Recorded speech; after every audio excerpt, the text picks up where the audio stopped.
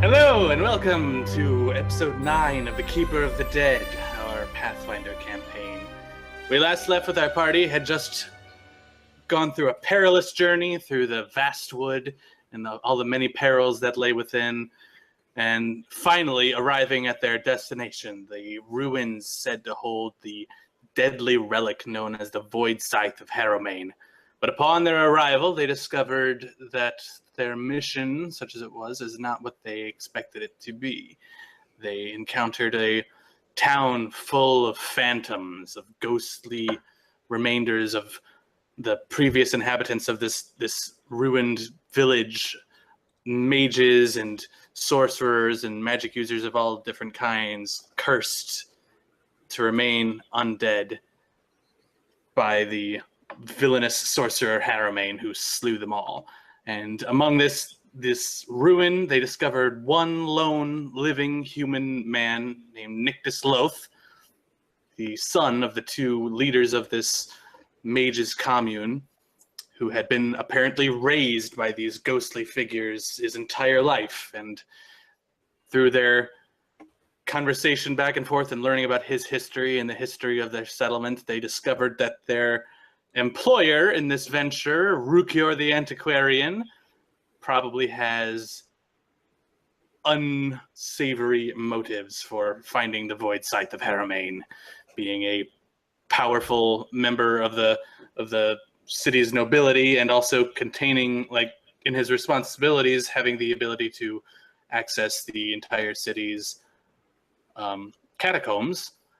Gaining the Void Scythe, which has the power to reanimate any number of undead, could give him the ability to have a army instantaneously with which he could establish a coup over the city. So, having discovered evidence of this plot, you have begun setting off on your journey back toward the base from which you came, to confront Rukior the Antiquarian, with Nictus Loth in tow, him having finally decided to venture for the very first time into the greater world. And that is where we leave you off. As you are ushered out from the village of the dead, and you see the ghostly figures watch as you return into the wilderness beyond, Nictus looks up around, and he gives a whistle, a sharp, piercing whistle. And a few moments later, you see a black raven descend from the treetops and perch on his shoulder. And Nictus says, "There you are, boy. Where's your brother? Where's your... Rigger!"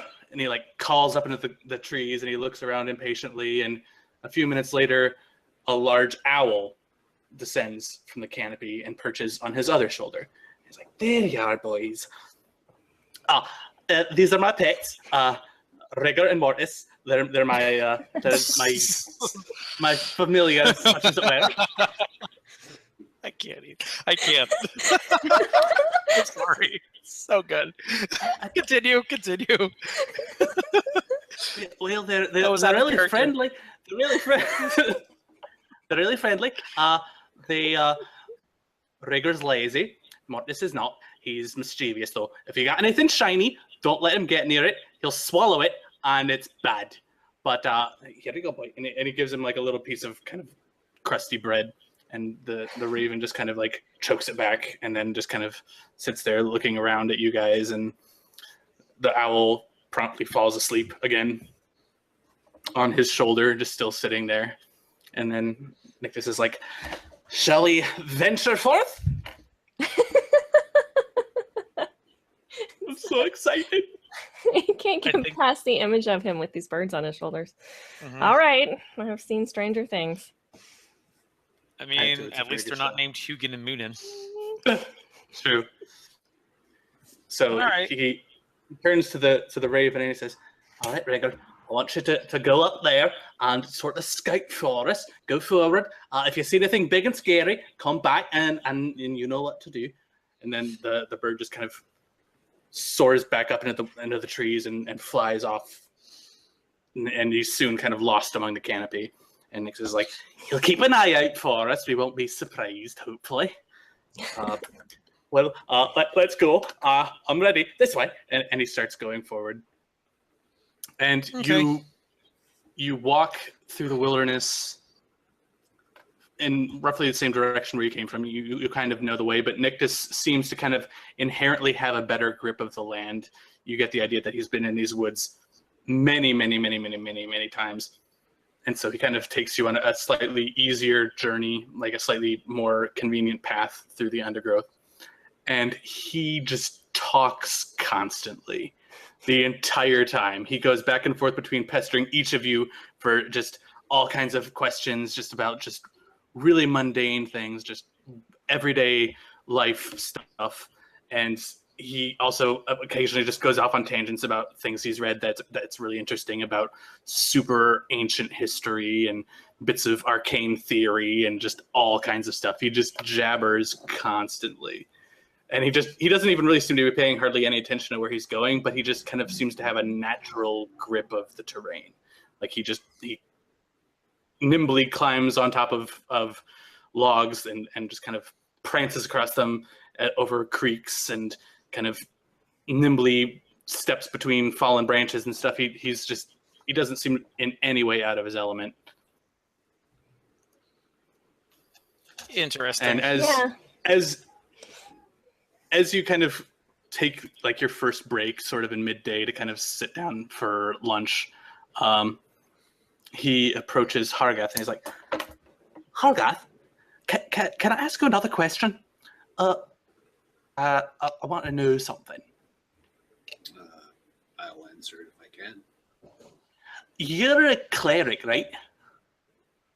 Right. I figured so. I could tell. Who is your patron by any chance? If you don't mind telling, I don't know if that's personal or not. Saren Ray, goddess of the sun. I thought so. I recognize some of the iconography. I know Saren Ray is not quite that keen on necromancy. Is that going to be a problem? That would depend on what kind of necromancy we're speaking of and what you plan to do with it. Well, I feel like I have a basic idea. I mean, obviously all the stuff that Harrowmane's all about, like, oh, I'm going to trap your soul in my scythe and use it to make me more powerful and, like, cleave people and all kinds of bad. That's bad. But, and this Rukir guy, figure, like, raising an army of the dead to conquer the world, that's probably really bad.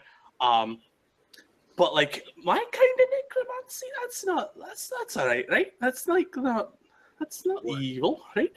What would you do with your necromancy? Give me an example of something that you would do. Well, just like talking to people and like my parents and my uncle and my friends and my teacher and my friends. Stop. Are you telling me that you are keeping them risen somehow? I thought they did that themselves. They did it themselves, but like they're spectral. They don't have that much vitality, and in order for them to like interact with the real world, I sort of have to lend them some of my own ability, sort of help them breach the gap between this world and the next. And it's not normal for ghosts to be as vital as all of them are. So it's partly a mixture of their own power, but over time, it kind of became more me. So what you're saying is typically if you use necromancy, it's to gain information or help. Well, yeah. I mean, like ghosts, they're just people too, really. It's just another part of the life cycle. It's just this natural sort of state of being. And it's really not, I don't see anything particularly wrong with that. It's just how you are after a certain point. Like, you live, and then you stop living, and you do the other thing. And then sometimes you go here and there. I've heard all sorts of things. They don't know because they're still here, but they're not here. And I can't really explain it, but it's... Okay. Just take a breath. Sorry.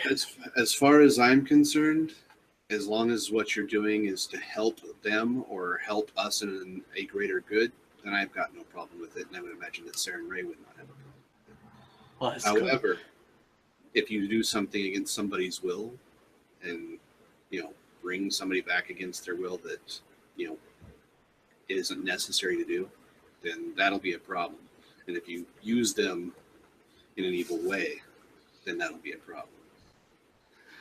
Oh yeah, I wouldn't. I mean, I'm not really all that quite like certain on some social niceties. So like, good and evil. I feel like I have a pretty good grasp of it. I've read enough books, but Nictus, let me stop you there. I don't feel that you're an evil person. So I think in general that you'll try and do the right thing. But if I see that you're doing something outside of that, then I might say something to you to start with. And then after that, I might give you a good cuffing upside your head. Oh, please, because I really wouldn't want to be like that. I think my parents would be really mad. Right. So as an aside, in my head, I've just now realized, speaking to him, that he's apparently a very, very gifted necromancer or magician. Yes, very powerful. Just a tiny bit. Yeah, just a wee bit. That's sticking in my head. Well, yeah. I'm wondering if that might make complications to our journey. You never know. Mm-hmm. So, is there any other questions that you have, Nictus? Well, I was wondering, like, what's it like to be drunk? Like, it's weird. Like, you think about it, it's just like grapes. You can eat them, but then, like, if you leave them out, they turn into raisins. But if you leave them, Nictus. Like this. When we get to a tavern, we'll let you get drunk. You'll find out what it's all about. However, I will show you how to get drunk, and it'll be great. Yes, but no necromancy while you're drunk. Ever. No. Oh, I've heard things. No magic when you're drunk. That's bad. Let me tell you about this one time in the Venetian age. There was this one little town, and he goes off on this really obscure historical rant about like this one village where something weird happened with necromancy, and he just keeps going on and on. He gets right back into his bunny trailing. So as he's speaking, I'll start gathering up my pack and stuff again and get ready to move out. Okay. So as you resume your journey back into the wilderness, mostly like your return journey happens without incident. Every once in a while, Mortis, the raven, will come back around, kind of perch on Nictus's shoulder, and he'll talk with the raven, sort of. It doesn't really, it just kind of goes, caw, caw! Like, obviously it doesn't speak, but you get the idea that Nictus can actually kind of understand what the raven is saying, and he'll kind of say, all right, let's not go that way. I know a little shortcut this way, over here. There's a little gully, and he like sort of leads you off on a sort of a tangential journey, and you manage to move through the woods without encountering any of the giant beasts that you'd seen before. No bugs this time. Yay! No spiders. And you seem to be making a really good time.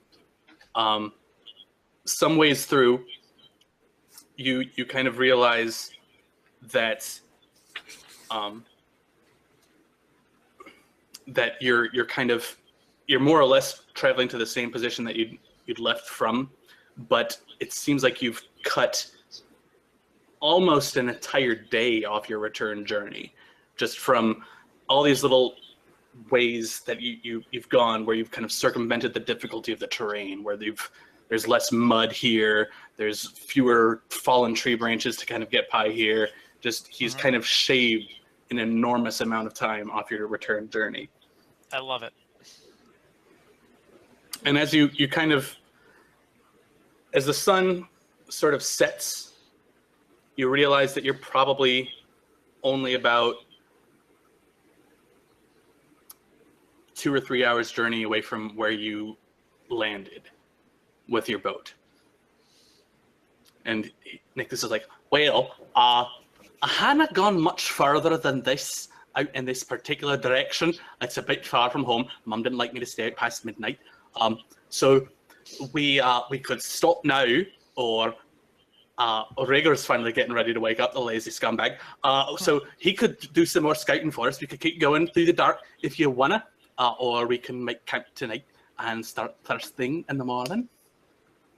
I think I would prefer to make camp. Right, that sounds like a good idea. I love camping. It's so much fun. I'm okay. I'll get started getting stuff ready, and he kind of like goes off and starts finding like firewood and all kinds of little things like that. Should somebody be keeping an eye on him? Yeah, I feel like we shouldn't let him wander too far. Yeah, I'll wander with him. Okay. And as the sun begins to set behind the trees, the raven perches back on his shoulder and just kind of tucks in and kind of like starts to snooze on his shoulder, and the owl takes off and begins flying off into the darkness in the same way that the raven had previously. Cool. So what's Vanya Yeah. think about this? I mean, what does she look like? How does she look like she's doing with all this? She's been mostly, it seems like she's growing tired of Nictus's presence. He approached her just as often as he did the rest of you about all his many questions and about his rambling and stuff like that. And she sort of humors him at first, and then as time goes on, she's more monosyllabic, like, like yes. Yes, no, yes, maybe. I'd rather not talk about that right now. It's rather a long story. Let's go on. And like as the day goes on, you can tell that she's just getting really annoyed. She like realizes that he's just an innocent, he's naive, he doesn't get how irritating he's being to her, but she's just not engaging with it. And for the most part, that's all you really read from her. She seems to be slightly annoyed and somewhat distant, but she's not like obviously feeling one particular way or another. She's hard to read. She's very stoic in general. All right. Well, shall we sleep in shifts again, just in case we have anything come wandering? Nictus. Yeah. Is Nictus up? Will that owl keep an eye out for us all night and warn us if there's trouble? Yeah, he'll do just as good of a job as Mortis does. He's just, he sleeps a lot more. Let me tell you, he sleeps like 20 hours a day, but he'll stay up and he'll keep an eye out if anything comes by. He'll sort of keep a perimeter around us. He'll do some hunting, eat some mice, because he's so fatty. I tell him to not eat so many, but he eats a whole mouse at least every night, and he's just getting way too fat. But he'll do his job. He knows what's up. I think we can all rest easy. Get a rest. That'll be good because we can go in to our next leg well rested. That'll be great. Mm-hmm. Swell. All right, I'm going to bed. Well, I'm tucking in. Yeah. Like Nictus. All right. Yep. Nictus Okay. Well, I guess eschews I'm a tent. staying up and taking. Nictus eschews a tent and sleeping bag. He just sleeps on the dirt. All right. Low maintenance. Great. All right. Good night, everyone. Good night.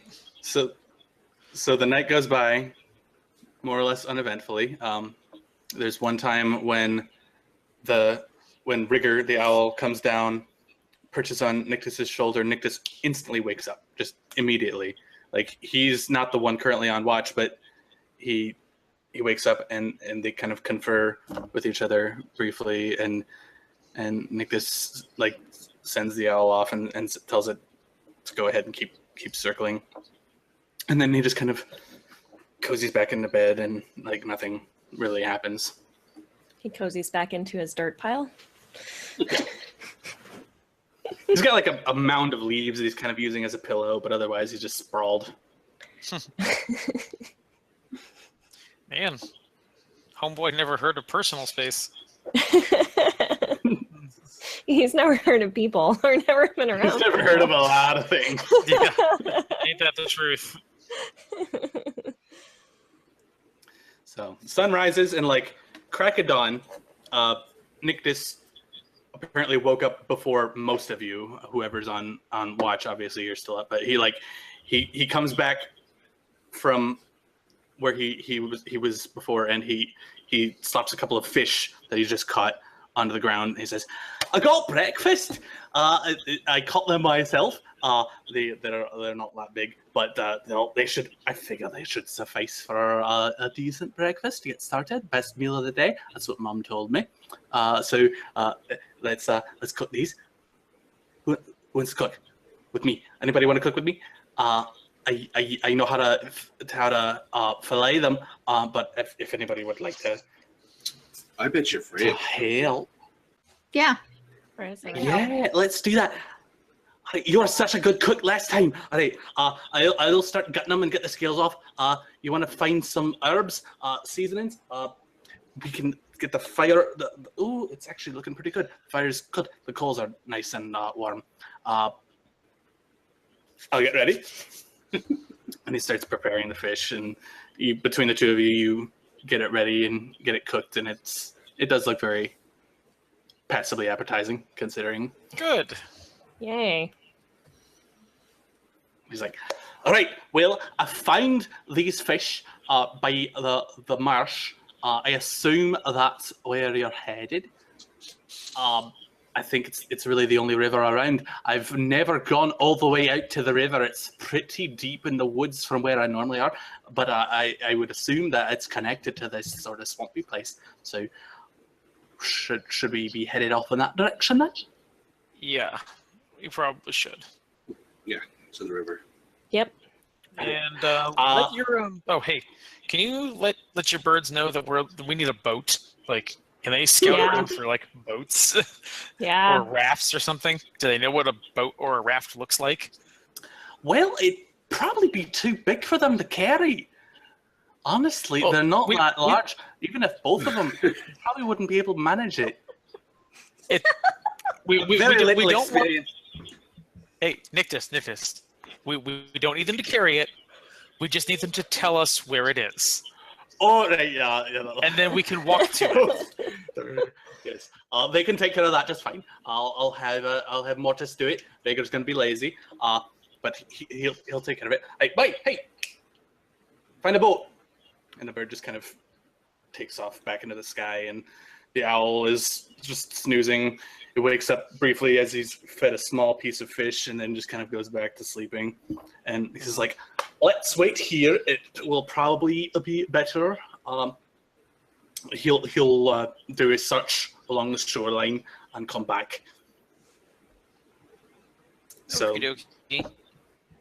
you wait a few minutes, and then, well, a few minutes, roughly 10, 15 minutes it takes. And then finally, Rigger comes back, or Mortis comes back, and he perches on Nictus's shoulder, and they have kind of a lengthier exchange than normal. And Nictus is like, well, good news and bad news. There is a boat, but it's probably somebody's, because there's a guy also with the boat, and they're over down by the marshes. I'm surprised I didn't see him. He's probably on the other side. But I don't know, maybe he'll let us join. But no, just boats flying around. Just out of curiosity, can your crow give us a description? I know it's a bit much to ask. Well, no, he said he's a sort of a frumpy looking man, with sort of a funny beard that's not all in, and he's got like a hat. He said he had a crossbow, so he didn't want to get too close. He didn't want to get shot, because apparently he's still here.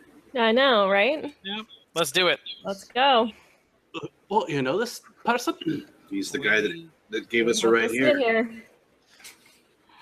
Oh boy, another friend then. All right, let's go. I want to meet him. Sounds like a great guy. I've never been on a boat either. That's going to be so much fun. All right, let's go. And he sort of leads the charge, and you go forward. Dredger. I looked his name up. Treasure. Yes.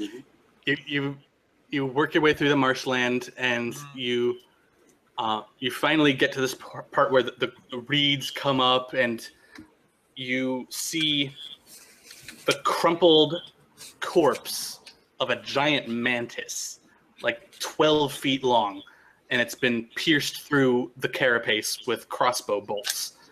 And you see, not long after that, you do see Dredger sitting by his boat nearby the body of the mantis. Mira. And he's just kind of... Looks like you missed a bug party. Yeah, I'm not sad about that. As you approach, he hears you coming, and he looks up and he stands up and he's like, "Oh, I'm all glad to see you. Oh my goodness. Oh, couldn't even possibly. Okay, I did not know for sure if you were coming back, so I came back. All right, listen, I did not wait this whole time. I went back to the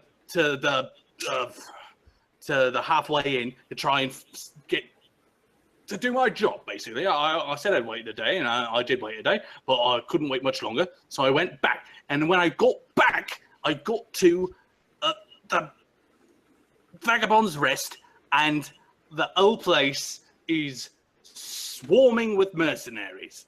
No. This entire place, swarming with them. It's a mercenary army. I was like, I didn't want to go in. I didn't know what to do, all right? I was going to try and approach them, but they've got the place locked down. So I figured I'd come back and hope you guys weren't dead. I wasn't going to wait much longer, but thank God you showed up. So I take it that these don't look like friendly mercenaries. No, they don't look like friendly mercenaries. It looks like they've taken over the town. So Tibby and Tom are in trouble? Oh, I didn't see them, but I would assume they're not the sort that would let folk like that run rampant around there. Goodness gracious. Yeah. How I many? should go back and help them. All right. You haven't seen any sign of our of a rich-looking guy with a tall wooden man next to him? Yeah, I did, actually. It looked like he was in charge. He was marching around talking to the leader of the mercenaries, and I assume he's the one who hired them. I couldn't imagine anybody else doing something like that. Okay, well, at least we know definitively now whose side he's on. His own. Yes. I would assume. Do you have any idea what an approximate number of Mercenaries there were? It's a mercenary army. It looked like about 30 of them.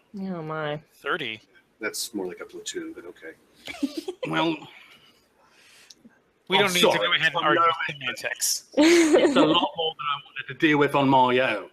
So I figured if something needs done, I figure they're up to no good. They look like they were up to no good.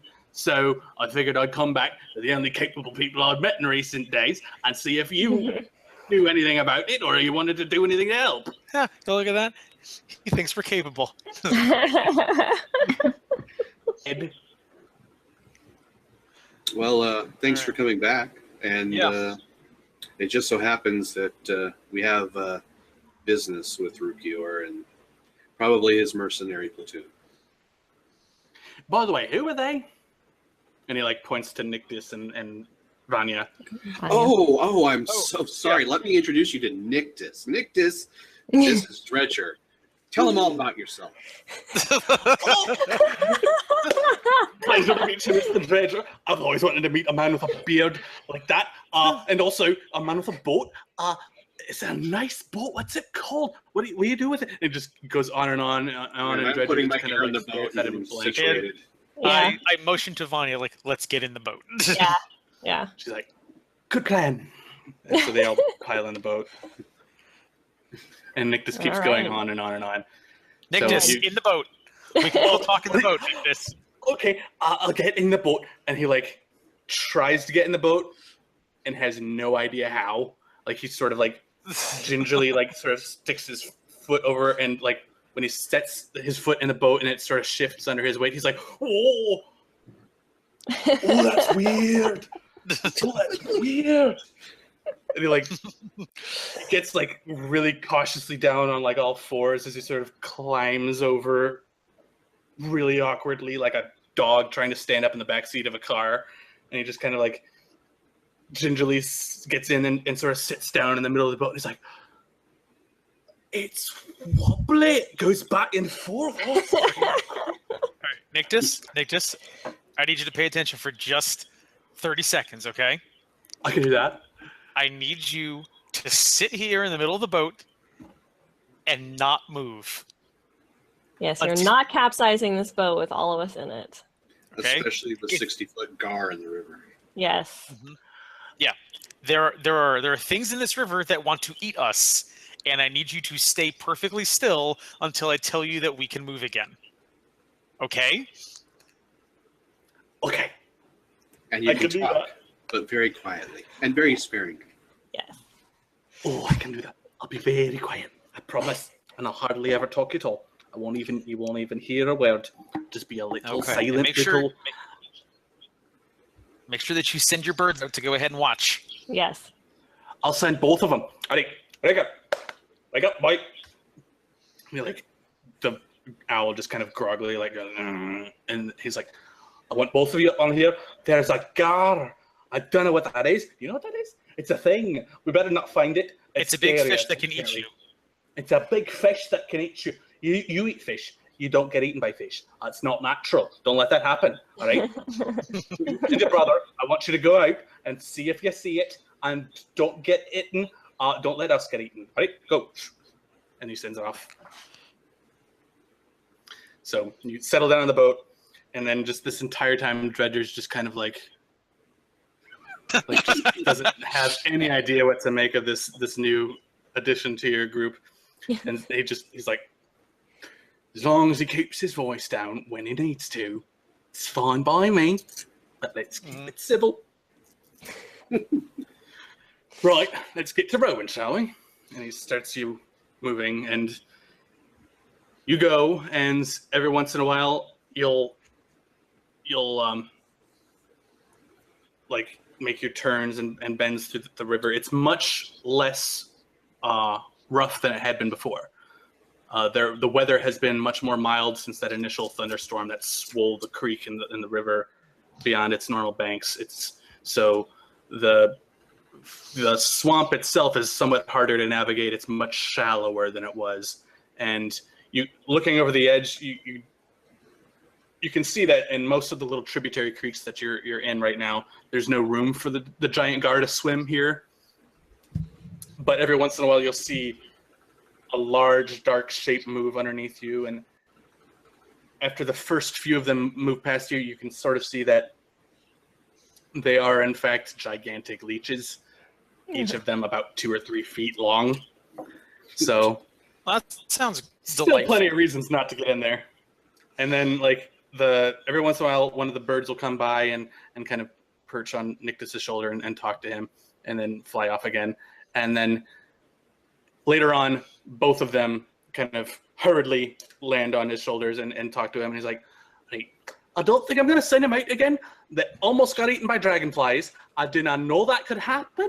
That's really odd, but I don't want them to get eaten. So they're going to stay. They say that way should do it. There's no giant fish. They didn't see any giant fish. So I'll send them out later if it looks safe, but I don't know when I'm going to get eaten by bugs. So I forgot about the giant dragonflies. Yeah, you see them. There's all kinds of giant bugs. There's even more giant bugs than there were the first time you came out here. The weather has become kind of hot and muggy.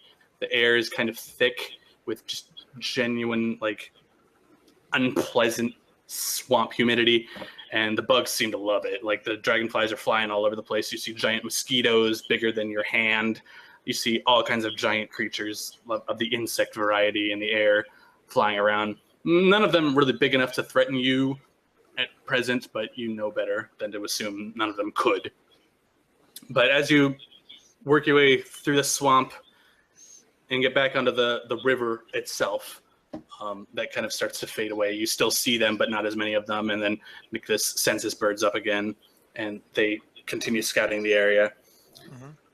And a little while later, finally, towards the evening at this point, you arrive at the sort of pseudo dock where you had taken off from before, where you know you are now very close to Vagabond's Rest, where you met the Gold Meadows and begun your journey. And then Dredger's like, all right, so I'm surprised they haven't come out here yet. I figure they're still gathering for whatever they're doing, but I don't really want to stick around unless you need help. I could possibly help, but I don't want to be on the front lines or whatever this is. So, well, perhaps you could stick around and help with your crossbow. You don't have Yeah, to we can put you up in a tower and you can help from a distance maybe somehow. all right, I'm willing to do that, but I don't want to get in the thick of things. This is not a nice spot. Nope. Do we know anywhere we can get a look at the town and what's going on from a distance? There's not much of a visible range because of the trees. You'd have, like, the path between the docks and the actual settlement is through woodland area, so you don't have much visibility. You have a little bit of it, but not much. Like, you could basically get to the edge of the tree line, but not. There's not much better than that. Sounds like a perfect opportunity for a ranger to do some reconnoitering. Yeah. I was thinking that too. That's you, Izzy, I think.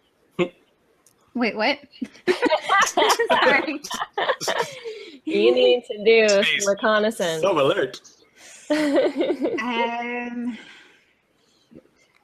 Or I could climb a tree. I have climb, so I could technically climb a tree, I suppose. But I am wearing heavy armor and carrying a big axe. You're too noisy. Yeah. You did try climbing a tree once before. Yeah, and it did not go well for us, and I'm not really You almost got responding to hit by a that. giant caterpillar. Yeah. Ooh, I do have climb. Okay. I could do You that. probably also have stealth and Yes. All these things. survival. And Strength. Shoot. Do you have survival? Yes. Yeah. Should I do that instead? Survival is just to navigate terrain and Okay. things like that. I would think stealth and if you have stealth and climb, can you do both? Or do you just do Yeah. one? Yeah, okay. Stealth is your ability to move unseen, and climb is your ability to climb. So Okay. just do separate checks. Yeah. Do 2 checks too. Stealthily climb. stealthily well. would do separate. My dexterity is pretty good. So that's something. Dice. It's just a 20? Yep. Oh, no. I rolled a 4. So it's a 7. For climbing, For climb or Um, stealth? Probably has to Stealth. stealth up to Okay, the wait. So that's- place to do what you So it's a Yeah. 10. It's a 10 total. for climbing or stealth. Stealth. Okay. You might be stealthy, you might not be. You'll find out. As other GMs have said in the past, you think you're being sneaky. Yep. As far as you know, you are completely concealed. That doesn't sound like it's going to end well, but that's okay. Yeah. And then I got a 10 for climb. For climbing? Yeah. Right. Is that a modified 10? Yeah. Did you add your... Yeah, there are no modifiers. There isn't? You don't have a climb modifier? Oh, you don't have a strength? What's your strength?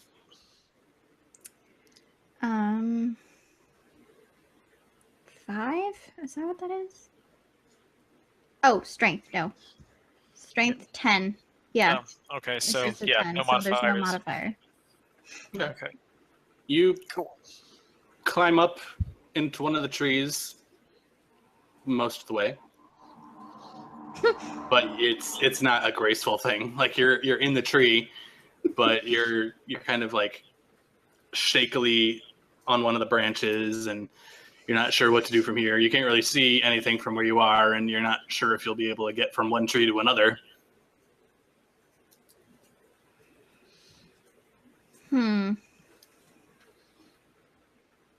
What should I do? Well, can you survey your surroundings from where you are? From where you are, you don't see anything of significance. You're still pretty far away from the actual settlement. Shouldn't you climb again? Do you want to try to climb again? Can I do that? You can climb down and climb a different tree. Okay. Let's climb down and climb a different tree. And this time I rolled a 17. So that's a modified 20. So you kind of, from where you are in this tree, and you're kind of like you're like, oh, I don't see anything. And then you kind of look around, you're like, I could probably That's a see much better that tree. though. So you climb down, and then you work your way up this other tree, and this is a much better climbing tree, and it's much taller. So you work your way up the tree, and just barely through the canopy, it is quite a distance away from where you are. You can see the outline of the halfway in. You sort of see a portion of one of the walls near the main door. You can't see anything else just through the foliage, but you can see the building itself. And outside of it, outside the door, you do see a well-armored mercenary standing guard. Just one? From where you can see, you only see one, but you can only see a very small portion of one of the buildings. Okay. I guess I'll climb down and tell everyone what I saw.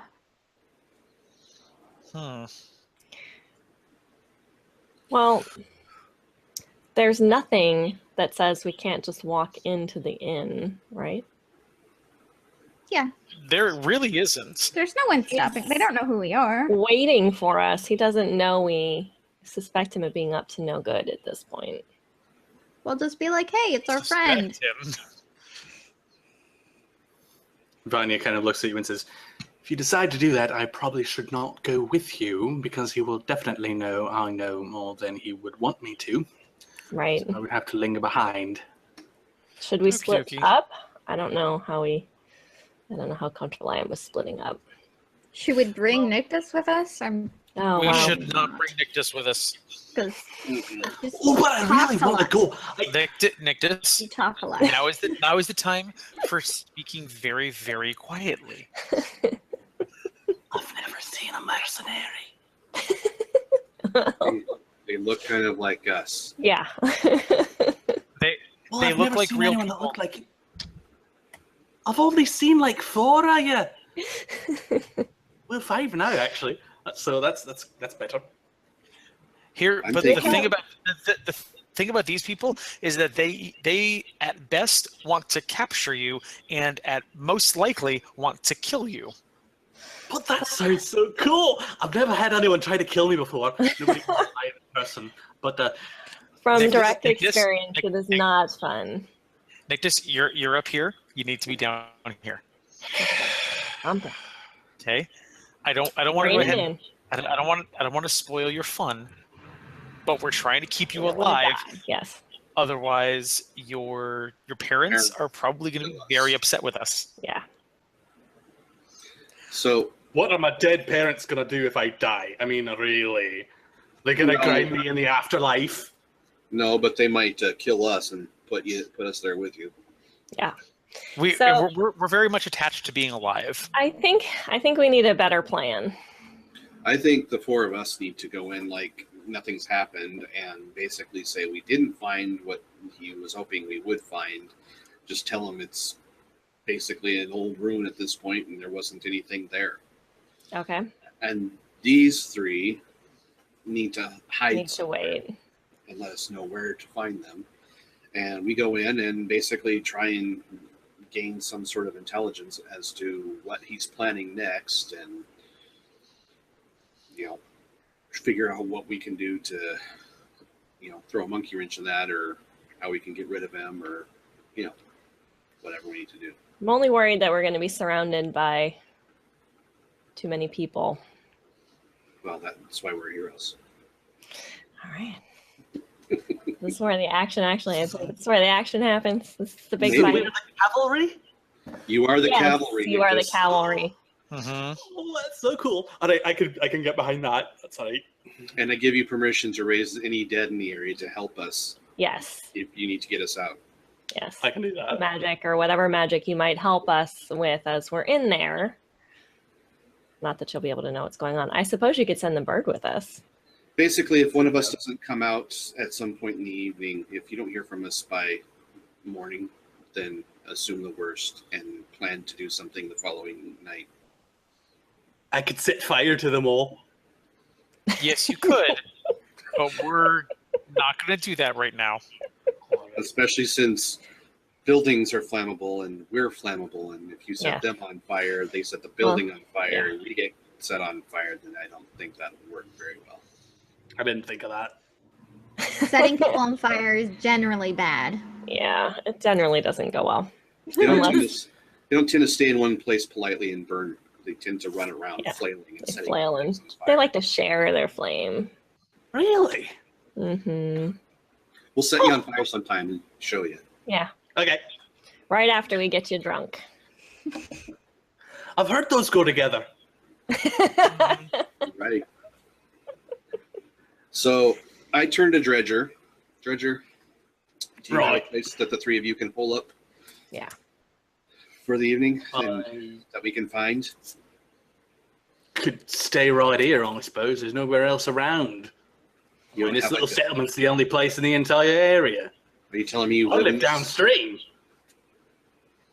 All right. Well, so basically you can't. I live in Iverstead, so it's a long ways away. Oh, all right. And you don't have a single solitary little hidey hole anywhere in the area? A couple of places where I stash stuff. Nearest one's about 3 miles upstream. That's too far. Don't you think? Not really. No? I mean, I guess. It's about a 45-minute walk. Yeah. It's a long way for reinforcements to come if you need them in an hurry. Yeah. That's what I was thinking. All right. Well, just stay here then. I guess hide as best you can and keep your heads down and stay quiet. I wouldn't be surprised if the mercenary group has got patrols about. Scouts. That's what I'm worried about too. I ain't seen any yet, but I wouldn't put it past them. All right. Well, shall we? How about this? We'll take my boat and we'll turn it over upstream, make it look like rubbish, and we'll hide underneath it. We'll just use it as a lean-to. We'll make it look like just a shipwreck, so to speak. It already looks sort of like that anyway, if I'm honest. That sounds good. That sounds good. Yeah. That'll give you something at least, so you're not just standing out here waiting for us while they potentially are checking the woods. All right, we're just lying in the mud next to a river. Yeah, you know. Much better. But I'll You're a complain if it river keeps me rat. alive. So You're a river rat. I've done it before. I'm not going to lie. I've done it many Alright. times. I thought so. Vanya, are you all right with this? The idea of lying in the mud all night is not particularly appealing, but if it's what's needed, it's what's needed. I would prefer to get my hands around Rukior's neck as soon as possible, but beggars can't be choosers, I suppose. Well, we need to figure out what's going on and what the disposition of his troops are. And yeah. So what are we planning on? Telling Rukior? Or are we just planning on saying like, "Hey, we couldn't find it. JK LOL, give us our money"? No, we're going to tell him that we did find the ruin and that there's nothing there. It has been picked over for how long is this town supposed to have been burned? DM? Out of game? About 250 years. Yeah. Or no, the settlement's 250 years old. It's been burned for about 20 years. Yeah, well, it's an old settlement. It's been burned for about 20 years. It's been picked over by anybody who's happened upon it, blah, blah, blah. Bob's your uncle, and he'll want to go check it out himself. That's fine. Okie dokie. Sounds good. All right. I can probably bluff through that. And then we'll figure out when and where they're planning on going and see if we can't. Why he's called so many people in. And he probably called them all in because everybody he keeps sending out that way seems to disappear. Right. So, Yep. And we'll see what he's planning on doing, and from there we can try and make some sort of plan as to what we can do to put it into it. Okay. So I'll go ahead and I'll do most of the talking, and we'll have you, Mr. Holy Man, here as my backup. Well, we're all going. How about if I signed Rigger? He'll stay in the trees outside, and if anything goes bad and you need us, he'll come back and find us, and we'll know it's time to go in. Yes. Yeah, you can do that too. That'd be good. I had an idea. You contributed, Nictus. We appreciate it. That's cool. Let's be honest, people. Nictus has gotten us back a hell of a lot faster than it took us to get out there. No, Yes, absolutely. he did. And If it wasn't for him, fleet of foot. He is fleet of foot. yeah, if it wasn't for him, we wouldn't have hooked up with Dredger Yes. the second time. Well, we might have, but we would have wandered a lot longer trying to find him. And might have run into more spiders. I'm glad that didn't happen. Right. Well then, no time like the present. Let's go. All right, we'll be ready for you. All right. So you begin your journey back to the Vagabond's Rest settlement to encounter a threat of unknown nature and scale. We will find out what happens next in our next and possibly final episode, for all we know. Woo!